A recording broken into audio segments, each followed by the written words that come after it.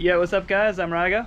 I'm Reider. And today we're going to do a super quick video on what I think is probably one of the more underrated kites at the shop, the Lithium, which I didn't even realize was, for the longest time, a three-strut kind of fast, more modern kite. So I guess you guys were ahead of the curve there, and I didn't even know it. Yeah, it's kind of funny. Airush gets ahead of the curve a lot, and it kind of just like goes under the radar sometimes. They, yeah, the Lithium went three-strut in 2014, and yeah, it was kind of like the new kind of pioneer in three-strut that actually was like their most best-selling kite out of everything, and turns really well. Kind of sits further back in the window, a little bit lower aspect, more kind of reliable and more stable.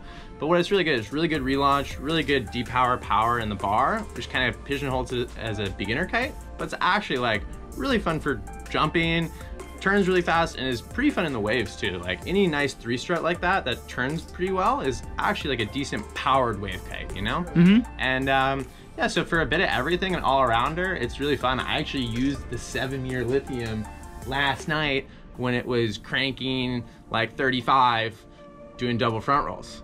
That's a good point to bring up too, because I remember when the shop first started carrying like the Lithiums, that was like, I don't want to make the comparison to like the Switchblade, but just in the sense like it's that kite that you would reach for when it was like nuking, like you wanted that stability, which is why I was under the impression that it wasn't a three-strut, because it's that super stable, like, for sure, you're gonna be out in like really bad conditions with this kite, like having a good time, because it's going to make your life a lot easier, which I think is what most riders would want to be on in the first place. Yeah, I think a lot of people kind of ignore it because they're like, oh, I'm gonna like advance past that kite, which is kind of like, it really depends what you're trying to do. Like the Switchblade is great because it's like smooth, it like boosts really well, it's like has really great hang time, right? And the Lithium doesn't have quite that booster hang time, but like I will take a Lithium any day of the week over a Switch because like the waves, it's actually super fun. Foiling is a lot better, right? So then you start to look about like the all-around capabilities of the kite, and you're like, oh, well, this kite's actually like really good for a bit of everything. Definitely a good kite that's been overshadowed with all the new specialized kites, but for someone that's kind of looking to do a bit of everything, it's a super nice kite. And what's funny about that point too is actually I've noticed in the last like 2 or 3 years, specialized kites have kind of fallen to the wayside.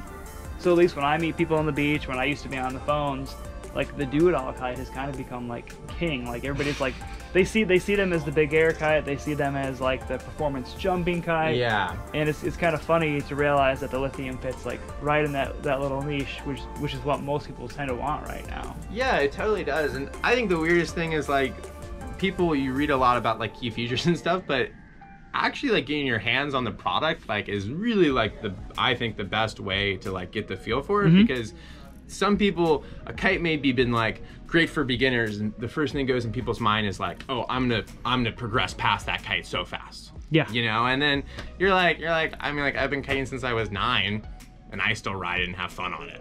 So like, what does that mean then, right? Like, not many people, I've made that point in many videos, that not many people can actually out-progress. Like, I've always said, like, for most of the kites in most brands' ranges, as long as they keep, like, up-to-date and their kites are modern with all the other designs, you're not going to outgrow that kite. If you're outgrowing that kite, you're getting paid to kiteboard. You're, like, in the 1%, so... Yeah, when you start getting really into one thing, then you might want to, like, switch it up for something more specialized, but, like...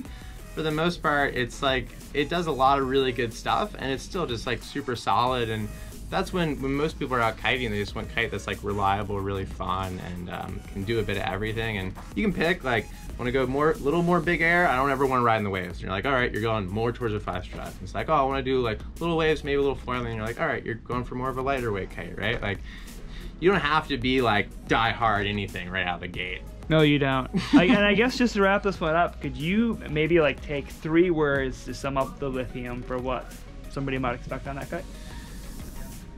Stable, smooth, versatile. It's probably 3. Nice. Cool, man. I appreciate it. For sure, man. So I hope you guys found this video helpful. If you did, hit that thumbs up button, hit the subscribe button, drop any questions in the comment section, and we'll catch you next time.